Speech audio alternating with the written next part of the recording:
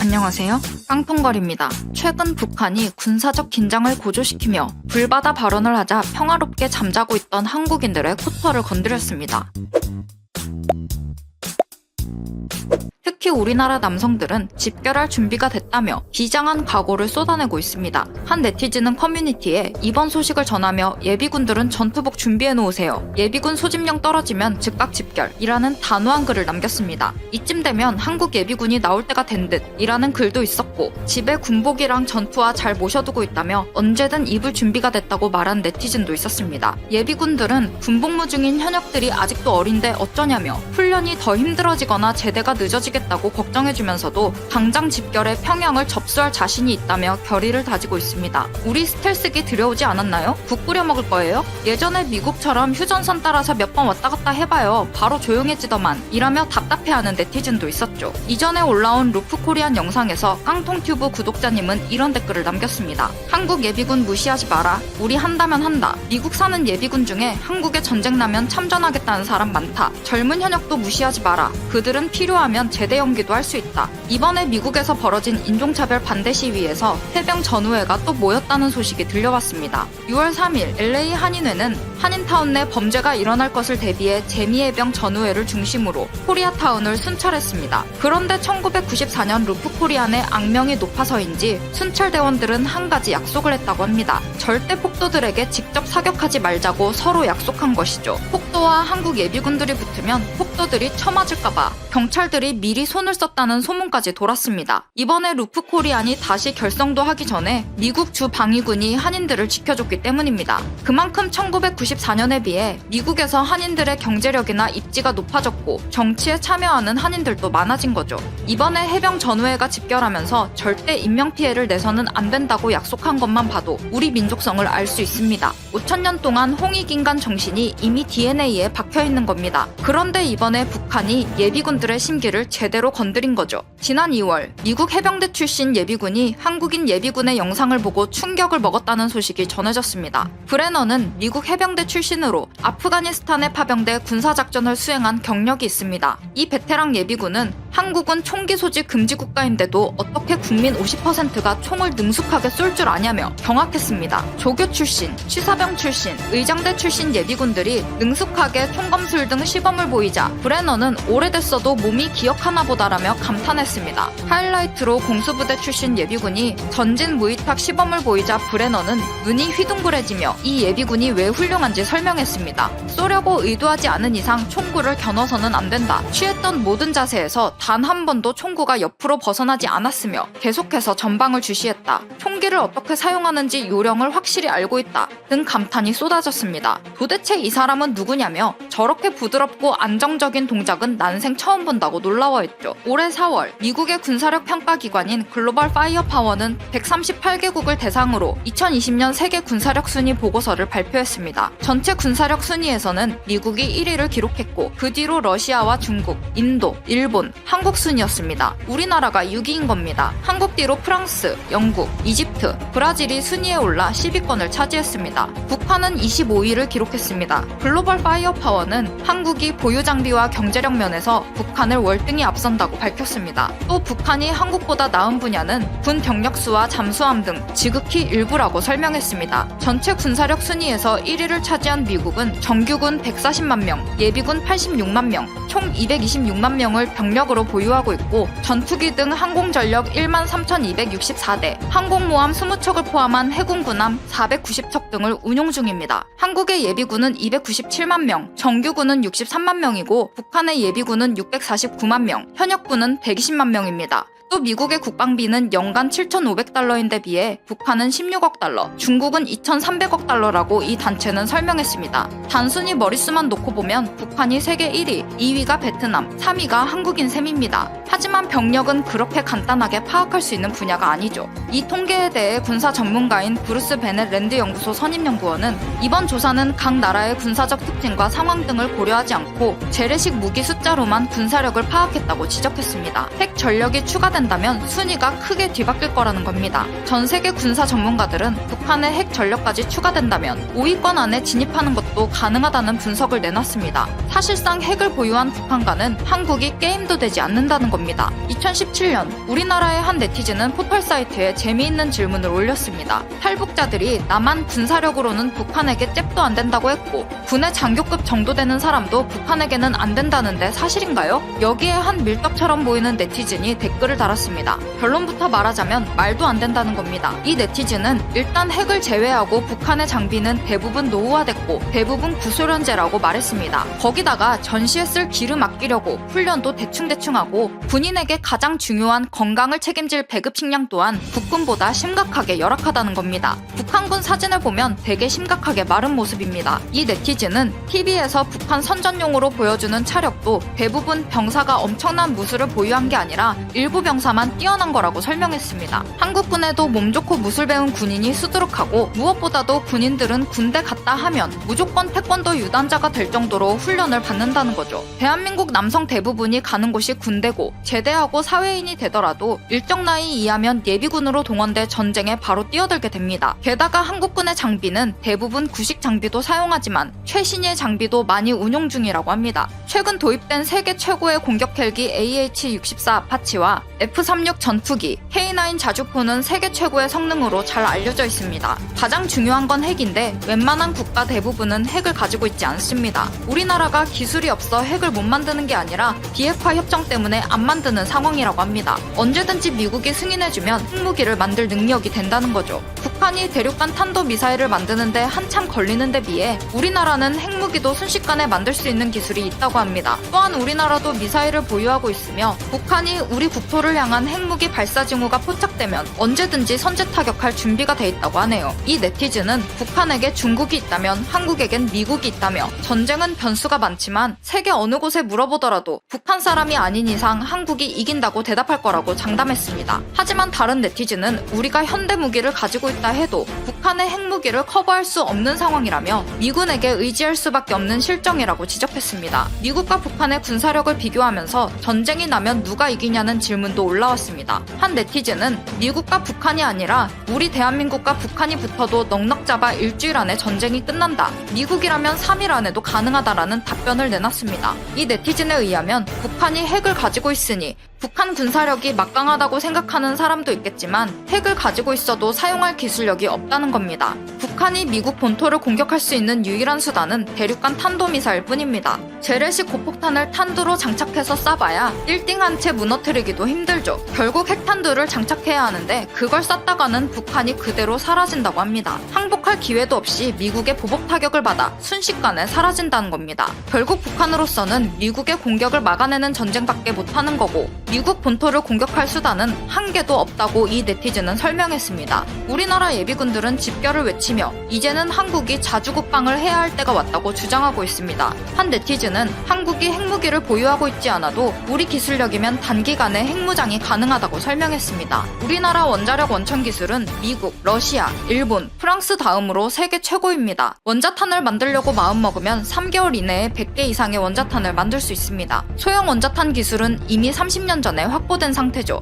2019년 말 서울대 원자핵공학과 서균열 교수는 언론사와의 인터뷰에서 국내에는 원자력 발전소 가동을 위해 3%까지 농축된 우라늄이 3년치가량 확보돼 있다고 설명했습니다. 이를 핵무기급인 90%까지 농축하는데 한 달가량 걸리는데 우라늄 235를 1개월만 더 농축하면 히로시마에 투하된 원자폭탄의 위력을 웃도는 핵탄두 하나를 만들 수 있을 것이라고 설명했습니다. 핵무장을 할 기술 자체가 안 된다면 감히 꿈도 꾸지 못하겠지만 한국 국민들과 정치인들까지도 이제는 독자적으로 핵무기를 보유하자고 외치고 있습니다. 오세훈 전 서울시장과 육군 교육사령관 출신 한기호 의원도 핵에는 핵으로 대응하자며 핵무장론을 주장하고 있습니다. 하지만 윤상현 의원은 독자적인 핵무장은 국제사회로부터 고립되는 걸 의미한다며 우리 경제에 막대한 충격을 미칠 수 있다고 비판했습니다. 정청래 의원 역시 한미동맹이 깨진다며 핵무장론은 철없는 주장이라고 지적했습니다. 전국의 예비군들이 당장이라도 평양을 갈 기세로 분노하고 있고 정치인들까지 수위 높은 발언을 하는 와중에 김정일 전 위원장의 유언이 재조명되고 있습니다. 김정일은 통일 핵심 전략이라는 내용에서 전쟁을 통한 통일은 아무 의미가 없다.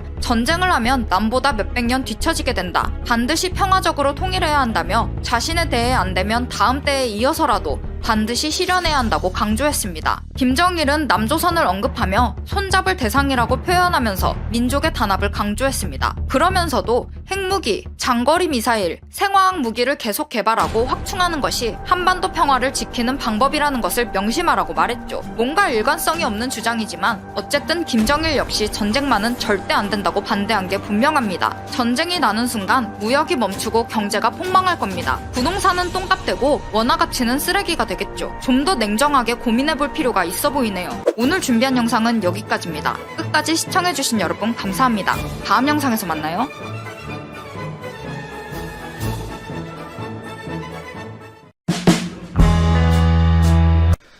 삼성전자가 개발하고 있는 차세대 스마트폰 AP 엑시노스의 성능이 예상보다 훨씬 잘 나올 것으로 기대가 되고 있으며 퀄컴의 스냅드래곤 875보다 뛰어날 수 있다는 외신 보도들이 많이 나오고 있습니다. 이에 대한 자세한 이야기 한번 시작해 보도록 하겠습니다. 좋아요, 구독 한 번씩만 부탁드리면서 시작합니다. 내년에 삼성전자가 출시할 것으로 알려져 있던 엑시노스는 크게 두 가지 제품으로 분류가 됩니다. 갤럭시 S21, 플래그십 스마트폰에 탑재되는 고성능 AP인 엑시노스 2100, 그리고 중저가용, 이 보급형 모델에 탑재될 것으로 보이는 엑시노스 1080입니다. 후자는 갤럭시 A 시리즈, 그리고 중국 제조사들에서 많이 사용될 것으로 예측이 되고 있고, 이미 중국의 스마트폰 제조사 중에 한 곳인 비보는 내년에 엑시노스 1080의 탑재를 결정한 바 있습니다. 두 가지 모델 중에서 아무래도 고성능 제품인 엑시노스 2100의 성능의 주목도가 쏠리는 것은 당연하다고 볼 수가 있겠죠. 엑시노스 2100이 과연 그동안 삼성전자 입장에서 아픈 손가락으로 불렸던 엑시노스의 부정적인 이미지를 개선시킬 수 있을 것인가? 퀄컴의 스냅드래곤과 얼마만큼의 기술 격차를 줄일 수 있을 것인가? 최근 엑시노스 2100이 퀄컴이 내년에 출시할 것으로 알려진 차기작 스냅드래곤 875보다 높은 성능을 보여줄 것이라고 예상하는 외신 보도들이 유의미하게 많이 나오고 있는데 과연 근거가 있는 것인가? 이 샘 모바일은 삼성 유저들은 스냅드래곤을 이길 수 있는 엑시노스를 오랫동안 기다려왔다면서 차기 엑시노스는 이전과는 크게 다를 것이라고 예측을 했습니다. 폰 아레나 등에서 보도한 긱벤치 점수를 기반으로 할 때 엑시노스 2100이 탑재된 갤럭시 S21은 싱글코어 1302점, 멀티코어 4250점을 기록했고 이는 싱글코어 1159점, 멀티코어 4090점을 기록한 스냅드래곤 875 제품보다 높은 수치를 보였다고 보도를 했습니다. 물론 테스트 시기가 다르고 테스트하는 환경이 다르기에 명확히 표준화시키기에는 어려운 면은 있겠죠. 가장 최근 스냅드래곤 875를 기반으로 샤오미 기기를 테스트했을 때 싱글코어 1105점, 멀티코어 3512점이 나왔다고 합니다. 이 벤치스코어 점수만으로 완벽히 차기 엑시노스가 스냅드래곤 875보다 성능이 우수하다고 주장할 수는 없겠지만 적어도 이전 세대 제품들보다는 그 기술 격차가 많이 줄어들지 않을까 보수적으로 그렇게 예측을 해볼 수가 있겠고요. 실제로 중국의 유명한 IT 전문가로 알려진 아이스 유니버스는 엑시노스 2100의 출시 소식을 전하면서 스냅드래곤 875보다 더 높은 퍼포먼스를 보일 것으로 예측된다라는 멘션을 남긴 바 있었습니다. 그리고 중급기 모델에 탑재가 될 엑시노스 1080 역시 이 안투투 점수를 보면 693만 3600점을 기록해서 현존 최고의 스마트폰 AP라고 볼 수 있는 퀄컴의 스냅드래곤 865 플러스가 기록한 64만 8871점을 앞섰습니다. 주목할 점은 GPU 점수에서 엑시노스가 스냅드래곤보다 높게 측정이 되었다는 것입니다. 엑시노스의 약점으로 줄곧 지적되었던 것이 GPU 성능이었죠. 이 아드레노를 앞세운 퀄컴과 비교해서 엑시노스에 들어가는 만리 GPU는 항상 그 성능이 떨어져 왔던 것이 사실이었습니다. 실사용에서도 많은 부분 체감이 되었었죠. 삼성전자도 이를 인지하고 장기적으로는 GPU를 강화시키기 위해서 AMD와의 협업을 강화하고 있고 AMD의 RDNA 아키텍처 기반 GPU를 이른 시간에 탑재하기 위해서 노력을 하고 있습니다. 해당 제품이 출시되는 시점은 2022년, 23년 정도로 예측이 되고 있고 현재 만리 GPU를 달고도 더 높은 안투투 스코어를 기록했다는 것에 어느 정도 의미 부여를 할 수 있을 것 같습니다. 엑시노스 2100의 스펙에 대해서 조금 더 자세히 말씀을 드려보면 말도 많고 탈도 많았던 삼성의 자체 CPU 개발팀 이 몽구스가 해체되었죠. 그러면서 ARM의 레퍼런스 코어가 탑재가 되었습니다. 첫 해죠. ARM의 코어텍스 X1 그리고 A78 3개, A5 4개 이렇게 구성될 것으로 보이고요. 이 ARM의 코어텍스 X1은 A 시리즈보다 그 성능을 드라마틱하게 끌어올린 최신 버전이라고 보시면 되고, 이 A77과 비교해서 20%에 가까운 성능 향상이 예측이 되고 있습니다. 이렇게 1 플러스, 3 플러스, 4의 구성을 갖추게 되고 퀄컴의 차기 제품 스냅드래곤 875와 구성상 큰 차이는 없게 되는 것이죠. 스냅드래곤 875에도 ARM의 코어텍스 X1이 들어갈 것으로 점쳐지고 있고, 클럭에는 차이가 있겠죠. 이 두 제품 간의 CPU 성능에서는 이 종합적인 구성이나 요소들을 봤을 때 큰 차이가 없을 것이라고 기대할 수 있는 근거가 되는 부분이겠죠. 스냅드래곤과 엑시노스의 성능 격차가 그동안 지속적으로 커졌던 이유는 물론 GPU 성능 차이도 있었겠지만, 거기에 더해서 삼성이 자체 개발한 이 M5 커스텀 코어가 기대만큼 높은 성능을 보여주지 못하면서 CPU 성능에서 마저 스냅드래곤에 밀린 것이 주요했습니다. 특히 엑시노스 990 올해에 그 차이는 명확해졌고, 실제로 올해 출시되었던 삼성전자의 스마트폰 S20이나 노트 20을 보면 이 퀄컴의 스냅드래곤과 엑시노스를 교차 사용한 바 있었죠. 유럽향 제품에는 엑시노스를 탑재시키면서 많은 유럽 사용자들로부터 원성을 샀던 일화가 있었습니다. 이렇게 엑시노스가 스냅드래곤을 견제해오지 못하면서 퀄컴이 스마트폰 AP 시장에서, 특히 프리미엄 시장에서 질주하기 시작했고, 그에 따라서 스냅드래곤의 제품 가격은 정말 큰 폭으로 상승했고, 결국 종합적인 안드로이드 스마트폰의 제조 가격 상승을 불러오게 되었습니다. 이 종합적으로도 제조사의 입장에서 볼 때도 엑시노스의 분발, 견제가 분명 필요한 상황이고, 하나 고무적인 사실은 엑시노스 2100 뿐만 아니라 엑시노스 1080 역시 굉장히 높은 성능을 보여주고 있다는 것입니다.